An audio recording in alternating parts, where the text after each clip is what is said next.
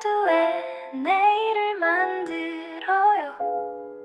어디서든 모두 함께해요.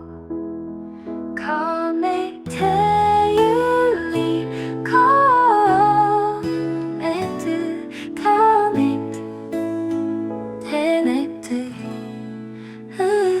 A cheerful and futuristic kids jingle with soft synths and light percussion. The lyrics are about a new service called Connect Daily that connects time and space, helps people understand the world, and brings everyone together for a better tomorrow. Repeating lines like Connect Daily at the end. Child vocals, playful tone, energetic and hopeful atmosphere. 안녕하세요. 커넥트 데일리 김용도 기자입니다. 오랜만에 카메라 앞에 인사를 드리게 되니 두렵고 떨리는 마음이 앞섭니다. 그동안 취재 현장에서 공간 정보에 대한 뉴스를 전달하기 위해 많은 분들과 교감을 해왔는데요. 공간 정보의 외연 확장을 위해 공간 정보 전문 유튜브 채널이 필요하다는 의견들을 많이 들었습니다. 어떤 분은 저보고 신문사 접고 유튜브 방송을 하는 게 어떠냐고 말씀하신 분도 계셨고요. 그런데 사실상 유튜브 영상이 보는 것은 매우 단순하지만 유용한 정보들을 가공해서 영상으로 제작하고 송출하기까지는 손이 엄청 들어갑니다. 신문사 운영도 해야 하는데 영상 제작까지 하는 것은 비효율적이라는 생각에 부담감이 컸습니다. 그렇게 고민을 거듭한 끝에 어차피 잘 되면 성공이고 못하면 실패라는 궁극적인 결과를 대면하면서 결국 오늘 한국공간정보산업협동조합 교육장에서 첫 방송을 녹화하게 되었습니다. 녹화 장소를 무상으로 제공해 주신 조합 김학성 이사장님께 이 자리를 빌어 깊은 감사의 말씀을 올립니다. 또 방송 제작을 위해서 물신양면으로 지원해 주신 올포랜드와 지오스토리, 웨이버스에도 감사의 말씀을 올립니다. 저는 개인적으로 공간정보 분야를 얘기할 때 이분을 빼놓고 얘기할 수 없다고 생각되는데요. 공간정보를 관통하는 학술적인 직관력과 전문성 높은 통찰력으로 첫 방송을 채워주실 분을 고민했습니다. 그러한 고민 끝에 국토지리정보원 원장을 역임하셨던 상호상 박사님을 어렵게 이 자리에 모시게 됐습니다. 박사님 안녕하세요. 네, 안녕하세요. 예, 반갑습니다.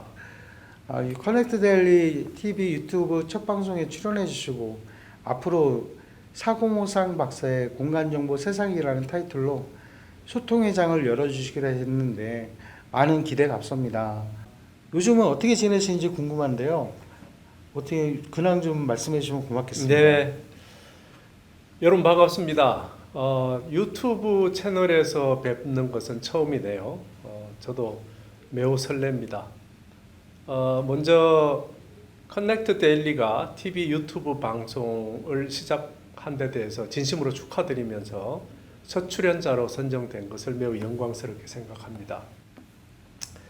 공간정보의 중요성이 점점 커지고 있는 시점임에도 불구하고 이 투자와 혁신의 대상에서 멀어지고 있다는 안타까운 생각이 들고 있습니다. 이러한 시점에 커넥트 데일리가 공간정보에 대한 유튜브 방송을 시작한다고 하니 너무 반갑고 감사한 마음입니다. 제가 앞으로 이 유튜브 TV에서 모더레이터로서 역할을 좀 할 것이기 때문에 먼저 제 소개를 간단하게 드리도록 하겠습니다. 잘 아시는 분도 계시겠지만 또 모르시는 분들도 계시고 또 최근에 제가 어떤 활동을 하고 있는지 궁금해 하시는 분들도 계셔서 제가 잠시 말씀을 드리면 아시다시피 저는 국토연구원에서 30여년간 일을 했었고요. 그 다음에 국토지리정보원으로 옮겨서 원장으로 3년간 행정실무를 담당을 했습니다. 그리고 그 이후에 대구대학교 부동산학과로 자리를 옮겨서 현재 3년째 학생들을 지도하고 있습니다. 이렇게 보면 제가 사회생활을 했던 거의 30년 이상을 공간정보와 관련된 일을 하면서 보냈습니다. 그래서 제가 이 유튜브 방송의 첫 번째 주자로 선정되었을 것이라고 생각을 합니다. 국토지리정보원을 퇴직하면서 제가 생각했던 것이 있습니다. 제가 지금까지 했던 한 30년간 우리나라 공간정보 정책의 역사를 좀 체계적으로 정리를 해야 되겠다 이런 생각을 했었거든요. 그렇게 생각을 해서 2023년도에 한국의 공간정보 정책 회고와 전망이라는 책을 발간을 했습니다. 지금 여러분들께서 화면에 보시는 바와 같이 이 책은 국토연구원에서 후원을 해줘서 국토총서로서 발간이 됐고요. 현재 국토연구원 도서관에 가면은 이 책을 보거나 또는 다운로드 받을 수 있습니다. 제가 방송을 하기 위해서 들어가 봤는데 이 조회수가 1967회입니다. 엄청나네요. 꽤 많은 분들께서 이 책을 봐주셔서 매우 감사드리고요. 그 이후에 이 책에 대해서 우리나라 사람들만 볼 것이 아니라 개발도상국가에서 한국의 공간정보 정책에 대해서 되게 궁금해하시는 분들이 많아요. 특히 제가 국토연구원에서 글로벌 개발 협력센터 소장을 하면서 개도국의 공무원들을 모셔다가 연수를 할 때 그 짧은 시간 안에 이 경제 성장도 하고 정책적으로 많이 발전한 한국의 K 정책, 그 중에서도 특히 공간정보 정책에 대해서 많은 관심을 가지고 배우고 싶어 해서 이 책을 영어로 영어로 발간을 해야 되겠다라는 생각을 했고, 한글 책을 낸 이후로 한 1년 반 정도 준비를 해서 올 봄에 지금 화면에서 보시는 바와 같은 이런 영문으로 된 책을 발간을 했습니다. 그래서 이 책 역시 국토연구원에서 후원을 해서 발간을 하셨고요.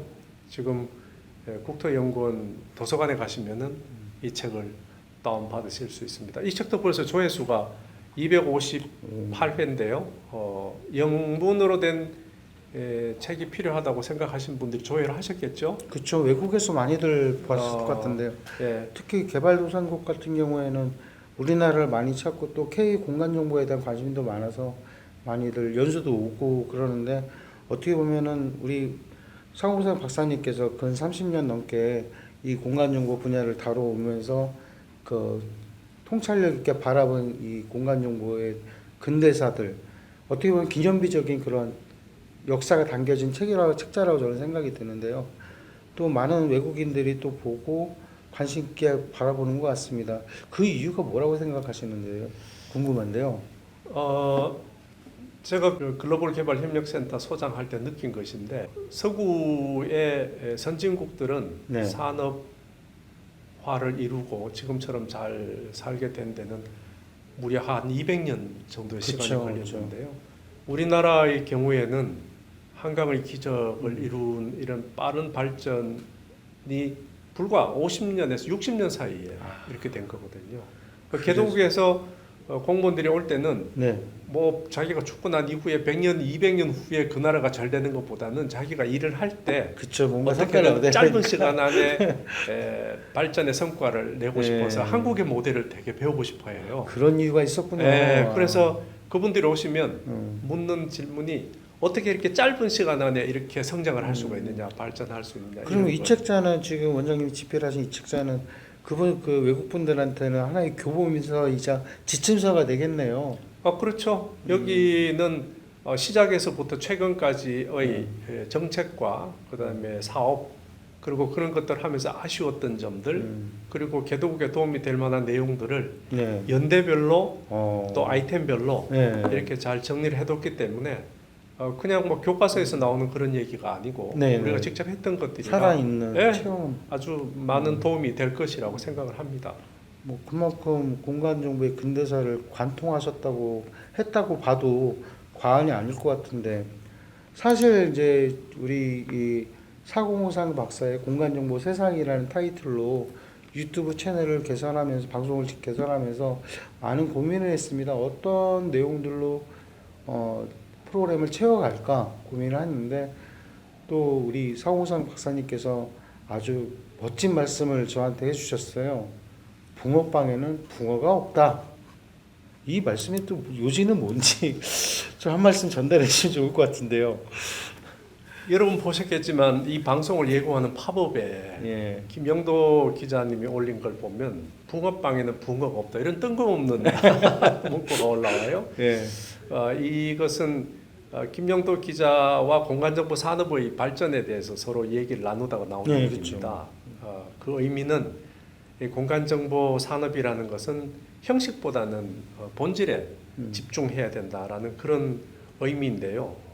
사실 공간정보라는 이 단어가 그렇게 쉬운 단어가 아니에요. 네, 맞습니다. 일반인들이 듣고 직관적으로 이해하기는 조금 어려운 단어고요. 그다음에 산업에 종사하는 분들도 공간정보 산업을 한다고 이렇게 얘기를 하는데 네. 사실은 우리가 국민들이나 다른 분들이 느끼실 때는 공간정보라는 걸로 느끼기보다는 어떤 서비스나 또는 상품으로 느끼는 거죠.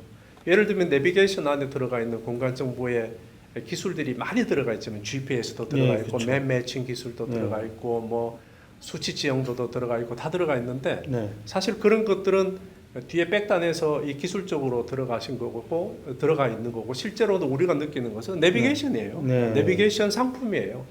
그래서 사실은 그런 어떤 공간 정보라는 그런 형식에 네. 너무 매몰되지 말고 서비스 또는 상품의 본질을 봐야 된다라는 의미에서 말씀을 드린 건데 제가 이런 얘기를 할 때 잘 예를 드는 게 있어요. 네. 모터에 관한 얘기는 많이 네. 듣는데 네. 이 사실 모터라는 것이 이 어떤 그 직진을 회전으로 바꿔주는 매우 네, 이 그렇죠. 엄청난 발명품이잖아요. 네. 이런 것들이 초기에 발전을 할 때는 뭐 엄청나게 큰 기계를 돌릴 수 있는 그런 큰 모터에서 시작해서 지금은 이 스케일링을 하는 조그마한 그렇죠. 조그만 안에도 모터가 다 들어 있는데 모터 초기에는 이 모터 산업이 엄청났죠. 근데 그 이후에 지금 어떻게 돼 있습니까? 산업 현장에서 큰 모터도 있지만 우리가 면도를 할 때 들어가는 네. 작은 모터도 네. 있고 그다음에 스케일링 할 때 들어가는 매우 작은 네, 것들이 그렇습니다. 들어가 있고 주스기, 믹서기 그 안에 음. 모든 모터들이 다 들어가 있는데 그러면 이 모터가 들어가 있는 모든 상품을 우리가 모터 산업이라고 하나요? 그렇지 않잖아요. 그것은 모터가 핵심 기술이나 부품으로 들어가 있지만 실제로는 제품이죠. 그렇죠. 제품이죠. 이렇듯 각계의 개별이죠. 예, 이렇듯 우리 공간 정보도 공간 정보 데이터, 공간 정보 기술 이런 것들이 들어가 있지만 실제로 산업으로 나올 때는 그것이 서비스나 제품으로 나와야 된다. 그런 의미에서 공간 정보 서비스에는 공간 정보가 없다. 없다라는 말은 집착하지 마라. 그런 의미에서 말씀을 드립니다. 그러면 포괄적인 이제 어떤 수용하는 포용적인 그런 측면으로 공간 정보가 있다라는 말씀으로 이렇게 와닿는데요. 특히 또 아시다시피 우리 공간 정보는 네. 우리가 중간재잖아요. 도메인 분야에서 대체로 활용이 되죠. 그러니까 뭐 모든 분야에서 다 들어가는 거죠. 네. 뭐 건설업에도 들어가고 제조업에도 들어가고, 그렇죠, 맞아요. 그다음에 뭐 에너지, 네. 도시, 뭐 환경 안 들어가는 데가 없죠. 그 도메인 분야에서 다 활용이 되고 사실은 그 활용되는 밑단에서는 공간 데이터와 공간 정보 기술들이 들어가 있으니까 그런 본질적인 도메인 분야에서의 산업 또는 상품, 서비스 네, 네. 여기에 집중을 해야 된다. 그런 이런 말씀이죠. 차원에서 말씀드린 겁니다. 그래서 그런 소재들로 좀 프로그램을 방송을 좀 채워나가야 되지 않나 그런 생각을 갖게 됐습니다. 그리고 올해가 NGIS 30주년이 됐다는 얘기를 들었습니다. NGIS 사업이라는 게 도대체 뭔지 그리고 우리 사회에 지금 어떤 역할을 해왔는지 좀 말씀해 주시면 좋을 것 같습니다. NGIS라는 것은 GIS는 여러분들 잘 아시는 거잖아요. 지리정보 시스템. 네. 거기에 앞에 N자를 붙인 것은 국가, 내셔널이라는 것을 의미를 하고요. 예. 그래서 1995년도에 우리가 이 사업을 시작할 때는 사실상 GIS라는 이런 어떤 소프트웨어 네. 기술 네. 요걸 도입한 겁니다. 1995년이라는 그 시점에 국가가 네. 주도적이고 체계적으로 네. 이 사업을 시행하게 됐다라는 얘기고요. 이 GIS라는 기술은 여러분들 아시다시피 1960년도부터 시작이 됐고요. 캐나다의 탐 닌슨 박사를 시작으로 해서 이 GIS라는 시스템이 개발이 됐는데 그 이후에 이제 GIS 관련된 소프트웨어들이 많이 나왔죠. 지금 ArcGIS와 같은 이런 소프트웨어들이. 근데 이 소프트웨어들이 어떤 공간 데이터를 구축하고 활용하고 관리하는데 매우 유용한 기술이자 도구가 된 거죠. 그러다 보니까 이 활용들이 점점 이제 늘어났어요. 그런데 우리나라에 언제 들어오기 시작했냐면 80년 중반부터 이 공간 이 GIS 기술들이 조금씩 들어오기 시작을 했어요.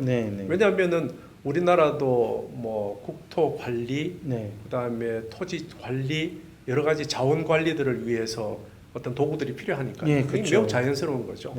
그래서 들어왔는데 80년대 후반부터 이게 들어와서 80년대 중반, 90년대를 거치면서 이제 국토연구원, 그다음에 국토지리정보원, 뭐 통계청, 내무부 이런 쪽에서 이제 들어와서 조금씩 쓰기 시작했고 지방자치단체에서도 보면은 뭐 그때 상용 컴퓨터 이런 쪽에서 이제 GIS를 도입을 해서 어떤 사업을 하게 됐고 지방자치단체를 보면은 서울시, 그다음에 부산시 이런 데서 UIS라고 해서 어반 인포메이션 시스템이라는 것을 구축하기 시작했어요.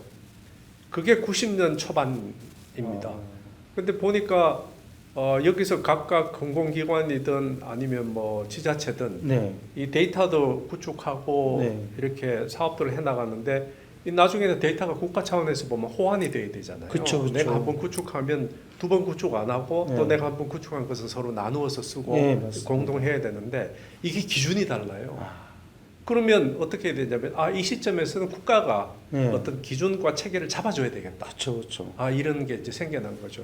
그래서 실은 1994년부터 범국가 차원에서 부처별로 할 만큼 우리가 예산 여력이 없으니까 국가 범부처를 다 묶어서 국가 차원에서 하자 해서 국토연구원을 중심으로 해서 이제 기본계획을 수립하고 사업을 추진해 나가자고 해서 시작이 된 거예요. 그러면서 1995년도 넘어가기 전에 94년도에 큰 사건이 하나 터졌죠. 서울의 아현동에 폭발 사고 터졌고요. 그다음에 1995년도에 들어와서 대구에 또 지하철 폭발 사고 터졌죠. 많은 인명과 재산 피해가 났었는데 그러면서 이게 지하 시설물을 제대로 관리를 못해서 이런 사고가 터졌으니까 지하 시설물을 체계적으로 관리할 수 있는 효과적인 대응 방안이 마련이 돼야 된다는 게 이게 사회적 이슈가 된 거예요. 그렇습니다. 그때. 그래서 국가에서 검토를 하다 보니까 이 GIS라는 지리정보 시스템이라는 이런 기술이 있다. 이거 빨리 도입하면 되겠네. 그러면 이게 이제 원래 가만히 있다가 폭발이 일어나서 그것 때문에 GIS가 도입된 것이 아니고 94년도부터 이미 국토연구원 그다음에 그 당시에 국립지리원 이런 데서 차근차근 도입해 오고 있던 차에 이게 불을 팍 질른 거죠. 그래서 기폭제가 된 거네요. 기폭제가 된 거죠. 그래서 이제 1995년에 국가 GIS 기본 계획이라는 것을 수립을 해서 국가 GIS 위원회에서 그걸 통과를 하게 되면서 이제 정식으로 4월인가 그럴 거예요. 1995년 4월 달에 이제 사업이 시작된 거죠. 그 사업의 시작은 뭐냐면 그때까지는 이제 지도가 전부 종이 지도로 돼 있었으니까 이게 GIS로 넘어오려면 GIS는 컴퓨터에서 모든 걸 다뤄야 되는데 디지털화가 필요한 거죠. 그래서 5년 동안 한 게 뭐냐면 그 당시 우리나라에 있던 1대 5천 그다음에 일부 지역의 1대 1000 이런 지도들을 전부 디지털화한 거죠. 이게 시작입니다. 그다음에 디지털화하고 나오면 뭐 합니까? 이 데이터를 기반으로 해서 위에 GIS라는 소프트웨어를 얹어서 행정 업무를 갖다가 이걸로 바꾸는 거죠. 그래서 활용 시스템이 도입이 된 거고요. 그렇게 해서 그 당시에 한 10년 동안은 뭐가 됐냐면 GIS를 도입하는데 국가 차원에서 도입해야 된다 해서 NGIS가 됐고 그래서 그렇게 된 거구나. 이 사이에 이것이 이제 전 세계적으로 쫙 확산이 되니까 미국에서 어떤 개념이 나왔냐면 NGIS가 아니라 NSDI라는 개념이 나온 거예요. 이게 National Special Data Infrastructure, 데이터의 공간 데이터의 인프라에 관련된 이제 정책들이 나오기 시작한 거죠. 그게 NSDI입니다. 10년 뒤에 나오게 됐는데 그 NSDI가 국가공간정보 인프라라는 것을 의미한 걸로 봐서는 매우 국가적으로 매우 중요한 인프라로서 자리를 매김을 하게 된 거죠. 예. 당시만 해도 94년, 95년도면은 인터넷이 막 보급될 무렵 아니었을까요? 아니요. 그때 이제 인터넷까지 제가 90 인터넷 예, 그때가 그 당시였거든요. PC 그때 막 보급되던 그런 시점이었는데 그러네요. 그 당시 상황만 봤었을 때는 NGS라는 개념 자체는 굉장히 진보적인 그런 시스템이라 저는 생각이 들거든요. 외무관이 그 전에는 다 수기로 작성하고 뭐 그렇게 그런 식으로 그런 식으로 관리를 해왔는데 이게 디지털화 전환점에서 NGIS 사업, GIS를 디지털화하는 이런 획기적인 사업을 국가가 주도했다는 건 매우 놀랍다라는 생각이 들어요. 외교관이 지금 시점에서는 아무튼 제 생각은 그렇습니다. 예, 그렇고요. 그러면 지금 30년이 됐잖아요. 네. NGIS 사업에서 뭐 NSDI까지 해가지고 했는데 그러면 지금 우리 사회에 어떤 영향을 줬을까? NGIS, NDIS, NDSI 뭐 이런 식의 어떤 그런 관리 시스템, 국가적인 행정관리 시스템, 지도 기반의 행정관리 시스템을 통해서 우리 사회에 어떤 영향을 줬고 국민들의 실생활에 어떤 변화를 가져왔는지 궁금하거든요. 그러면 제가 이 NSDI에 대해서 조금 더 설명을 드리고 그것이 우리 사회를 어떻게 변화시켜 왔는지 또 어떻게 활용되어 왔는지를 제가 좀 설명을 드리겠습니다. 먼저 이 인프라니까 이 NSDI의 구성 요소가 어떻게 되어 있는지 한번 그 구조를 한번 보면요. 제가 PPT를 준비를 했는데 한번 보시죠. 이 지금 보고 계시는 이 PPT가 이게 미국의 FGDC 그러니까 연방 정부의 공간정보위원회 홈페이지인데요. 거기 들어가 보면은 이 Components of the NSDI라고 되어서 NSDI의 요소가 뭔지를 이렇게 보여주는 게 있습니다. 그럼 이게 국가위원회고 NSDI 요소가 이거라는 것, 이 말은 바꿔 말하면 국가가 이 요소들을 인프라로 생각하고 여기에다가 예산을 투입해서 뭔가 인프라를 그쵸. 체계적으로 만들고 구축했다는 얘기죠. 그렇죠. 여기 보시면 가운데 보면 데이터가 있습니다. 프레임워크라고 되어 있는 게 프레임워크 데이터, 그러니까 뼈대가 되는 데이터, 기본 데이터고요.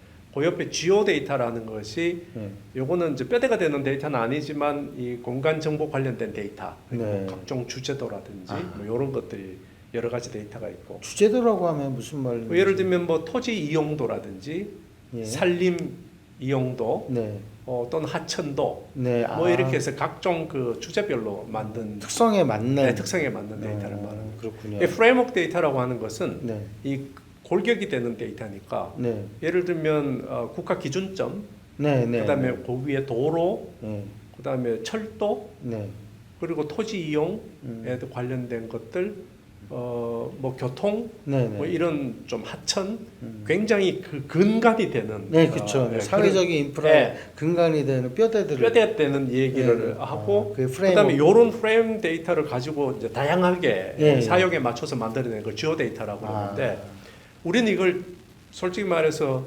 이 내용 법이나 이 정책의 내용에는 구분이 되어 있지만 사실상 데이터베이스나 이런 쪽에는 이게 명확하게 구분이 잘 안 돼 있어요.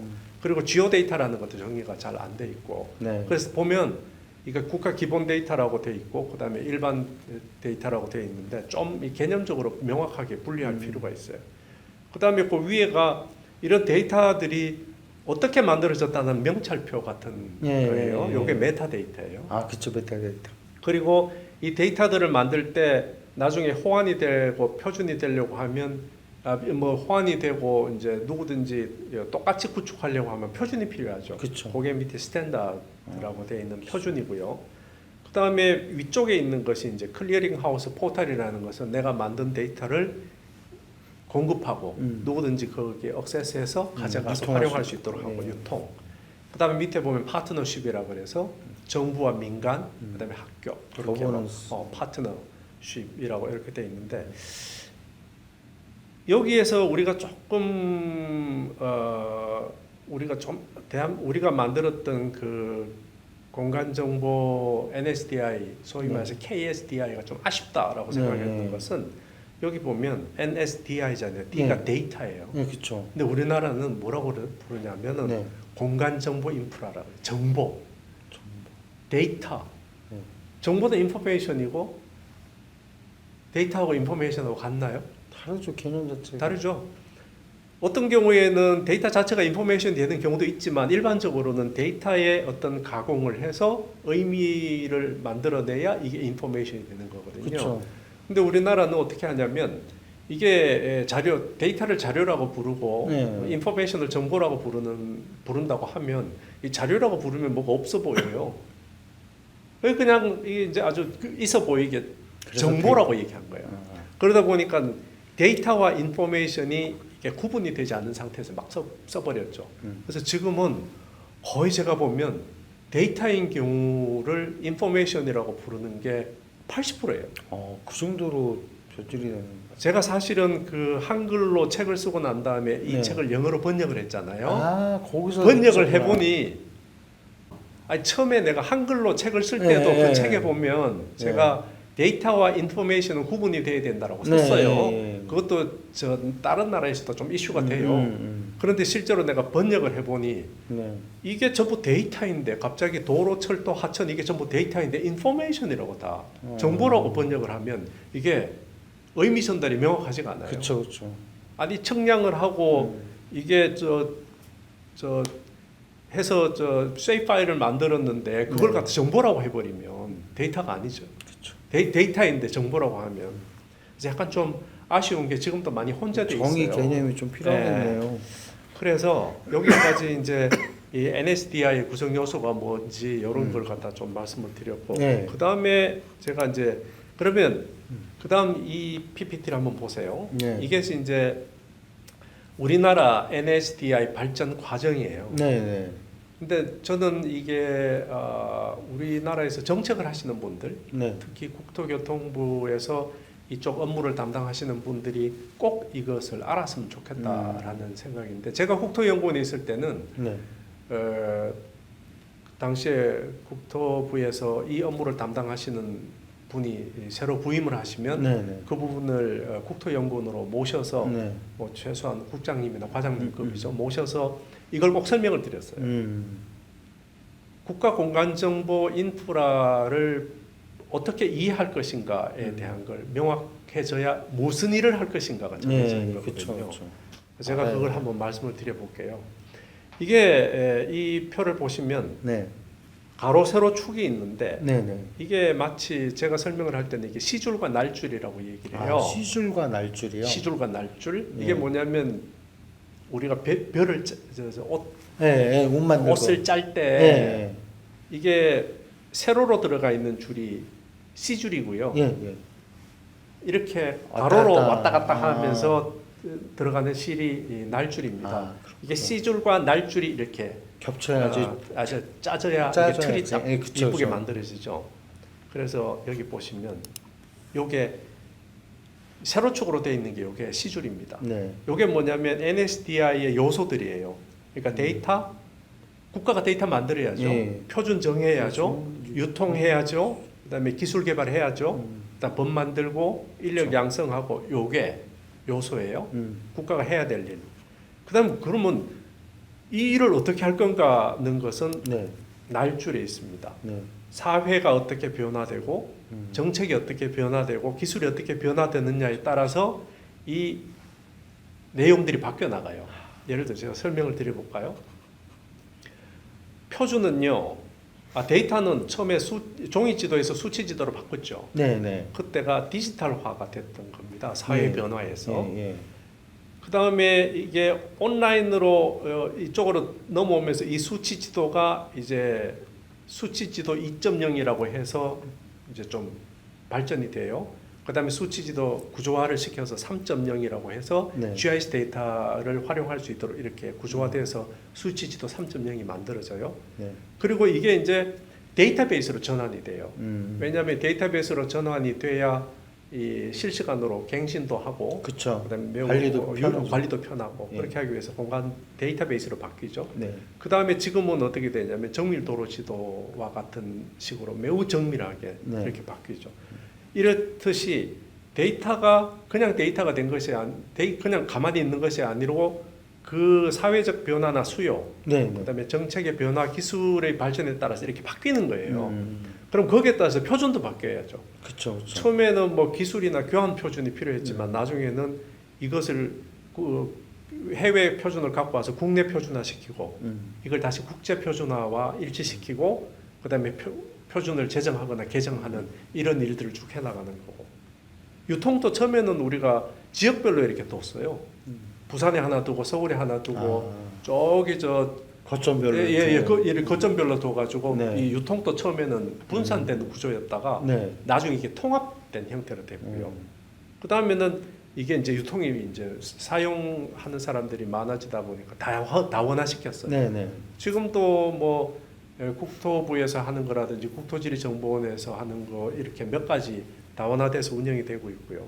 또 그게 클라우드화되고 플랫폼화되는 네. 그쵸. 이런 식으로 이쪽에 있는 NHDI의 각 요소들이 네. 어떤 사회적 변화나 기술의 변화에 따라서 이렇게 바뀝니다. 아. 그러면 우리 정부가 하는 일이 뭐냐면 네, 이거 하는 네. 거예요.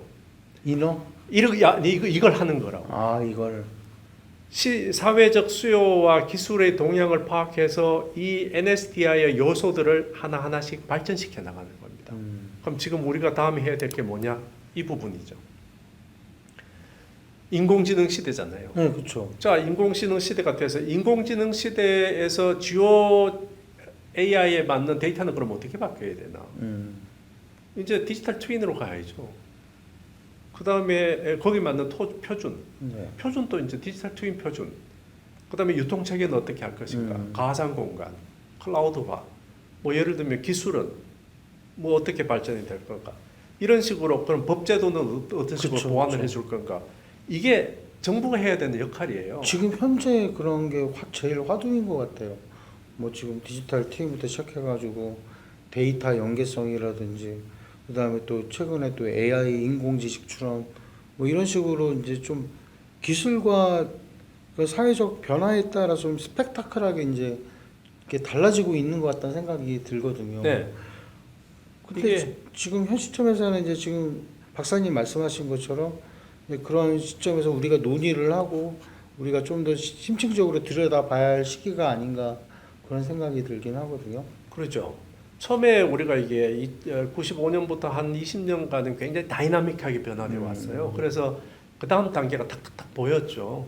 근데 이제 근데 지금쯤에는 네. 매우 이제 어렵죠. 네.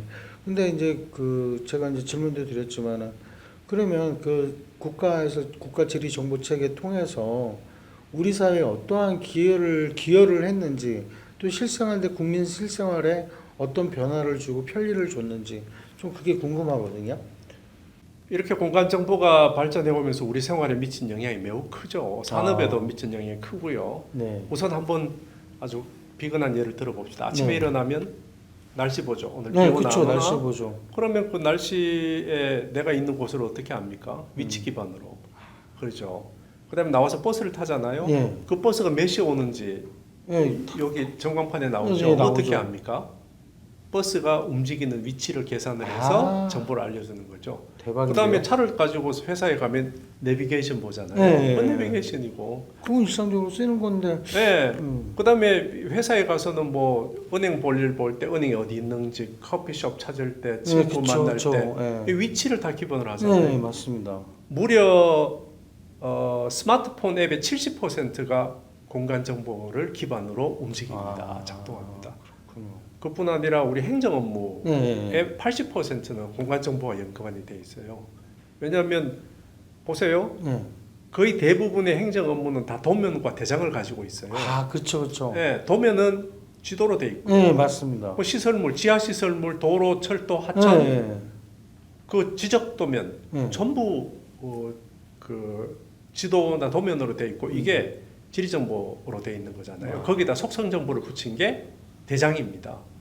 그러면 우리 생활 속에 다 들어와 있고 그뿐에 아니라 무슨 뭐 산불이 나거나 그다음에 엄청난 뭐 비가 많이 와서 재난재해가 발생할 때 네. 재난 방송 어떻게 합니까? 우리나라 지도를 전부 해놓고 네. 태풍의 진로가 어떻게 나오고 예상 경로 뭐다 네, 폭우가 어디에 쏟아지고 그렇게 됐을 때 어디가 침수하고 산불이 그렇죠, 나면 그렇죠. 어디로 이동하니까 네. 피난로는 어떻게 해라 네. 이걸 다 공간 정보에 의해서 우리가 대응하고 있는 거잖아요. 엄청나네요. 엄청나죠? 그런 게 전체적인 시스템이 국가 차원에서 다 이제 그런 국토지리 정보 이런 식으로 이제 운영된다 이 말씀이시죠? 그럼요. 야. 좀 더 그러면 그럼 최근에 미래 비전에 미래에 대한 얘기를 해볼까요? 네. 자율주행차, 네, 자율주행차. 드론 네, 드론. 어떻게 사람 없이 움직입니까? 아, 그것도 GIS 기반으로. 당연히 GPS, GIS. 공간 정보 기반이죠. 네. 환경을 인지하는 거죠. 아. 그다음에 로봇은 어떻게 움직입니까?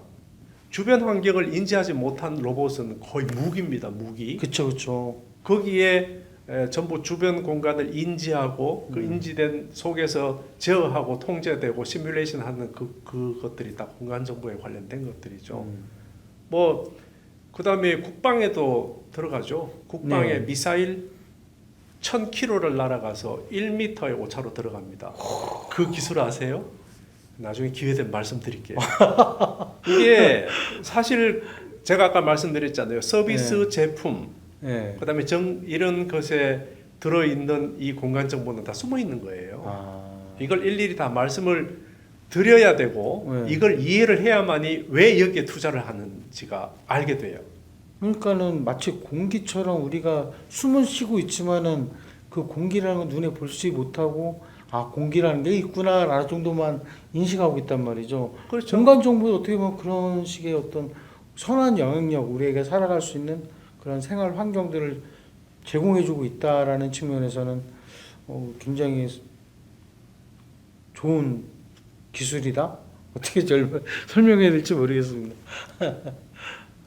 어쨌든 이게 우리 생활 속에 너무 깊이 들어와 있어서 네. 물과 공기처럼 매우 없으면 못 살지만 잘 인지하지 못하는 이런 기술들을 보통 조용한 기술, calm technology라고 해요. 그러네요. 네.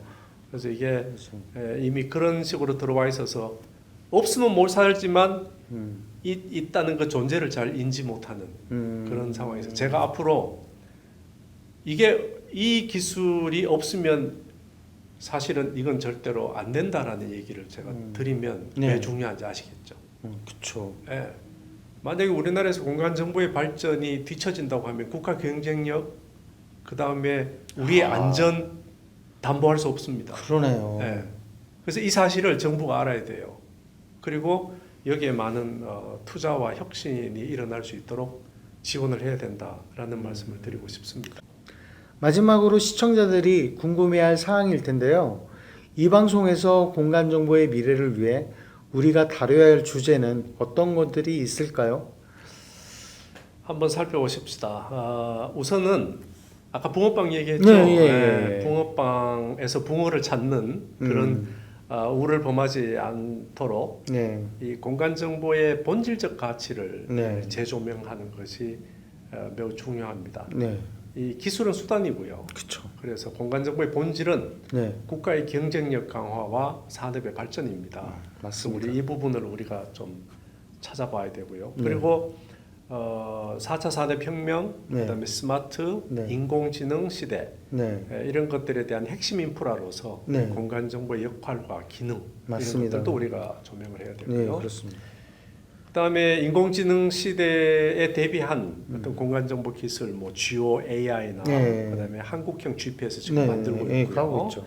등과 같은 다양한 기술과 활용 사례를 우리가 여기서 좀 심도 있게 네. 다루어 보고 네. 이런 것들을 통해서 우리 공간 정보의 미래를 한번 그려봐야 될 것 같습니다. 네. 그리고 이런 논의 과정에서 네. 정부가 해야 될 일, 네. 그리고 민간이 해야 될 일, 그리고 정부와 민간이 협력해야 될 일, 그쵸, 이런 걸 필요하죠. 찾아서 그 방안들을 모색해 보고요. 그리고 이게 제가 감춰놓은 얘기인데, 네. 지금 앞에서 우리가 한 얘기들은 대단히 전문적인 얘기예요. 아, 그런가요? 그렇잖아요. 아까 그 뭐 저 NSDI가 어떻고 뭐 네. 이렇게 하다 보면 사실상 그 부분을 일반인들이 듣기엔 좀 어렵게 느낄 그러면 수 이 있는데 방송을 보시는 시청자분들은 전문가에 좀 가까이 갔네요. 그런데 이제 그 말고 사실은 다른 네. 또 분들이 네. 이걸 우리 공간 정보에 대한 이해가 넓어야 네, 그 그쵸. 우리에 대한 지원이나 후원 네. 그다음에 뭐 여러 가지 응원을 할 텐데 그렇죠. 그렇게 하기 위해서 제가 재밌는 얘기도 한번 준비해 보겠습니다. 아, 예, 예. 예를 들면 예. 혹시 청소기가 지도를 그리고 있다는 거 아세요? 아, 로봇 처음 청소기? 들어보는데요. 로봇 청소기가 제일 먼저 와서 하는 일이 네. 지도 그리는 겁니다. 진짜요? 그리고 대박이네. 그 식당에 가면은 네. 요즘 그 식탁에 로봇 왔다. 로봇이 왔다 서빙 갔다. 로봇. 걔가 어떻게 움직이는지 아세요? 글쎄요. 걔가 어떻게 안 부딪히면서 누가 이렇게 리모컨 조종하는 예, 건가요? 2번 3번에 가서 네. 음식 내려주고 다시 오고 어떻게 하는지 잘 모르시죠? 네, 모르죠. 또 미사일이 아까 말씀드렸다시피 어떻게 1000km를 날아가서 1m 범위 안으로 타격하는지 아세요? 모릅니다. 모르죠. 지금 말씀드린 거 붕어 빵을 말씀드린 거고 네, 그 안에 붕어가 안 보이죠. 네. 지금 말씀드린 것이 다 공간 정보의 핵심 기술들이 다 숨어 있습니다. 그 안에 다 예, 있다는. 예, 예. 제가 그런 얘기, 재밌는데요? 예, 그런 좀 우리가 흥미있는 네. 또는 우리가 궁금해할 만한 네. 얘기들을 통해서 공간 정보가 어떤 기술들이 있고 그런 것들이 어떤 역할을 하는지에 대해서 하는 그런 얘기들도 한번 그렇군요. 마치니까 말해 보겠습니다. 우리가 현실에 살고 있지만 우리가 보이지 않는 세상을 조명하는 그런 방송으로 가시겠다는 그런 취지 같은데 그것도 말씀. 한번 준비를 해보겠습니다. 재밌겠는데요.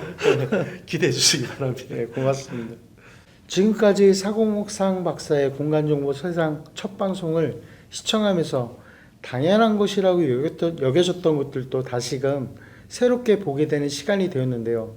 시청자분들은 어떻게 바라보셨는지 궁금합니다. 좋은 댓글도 남겨주시고 구독, 좋아요 버튼도 눌러주시면 공간정보 전문 채널로 성장해가는 재미를 함께 느끼실 수 있을 겁니다. 오늘 방송은 첫 방송이라 제가 가이드를 맡았고요. 다음 방송부터는 우리 사공옥상 박사님께서 직접 진행을 해줄 겁니다.